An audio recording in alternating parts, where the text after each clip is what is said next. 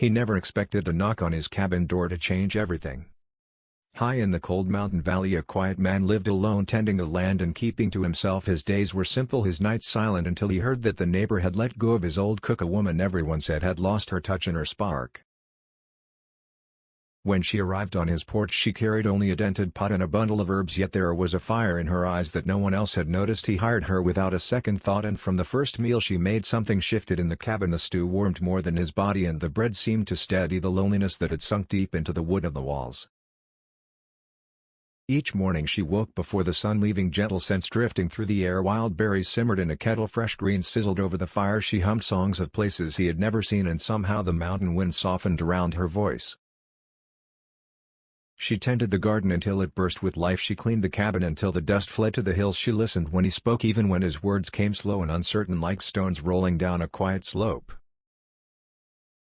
Soon he found himself waiting for her footsteps, hoping for her laughter, wondering how a woman the world had dismissed could make his home feel new. She told him stories of seasons past, of mistakes and triumphs, of people who often overlooked the magic in front of them, and slowly he realized she had brought that very magic into his life.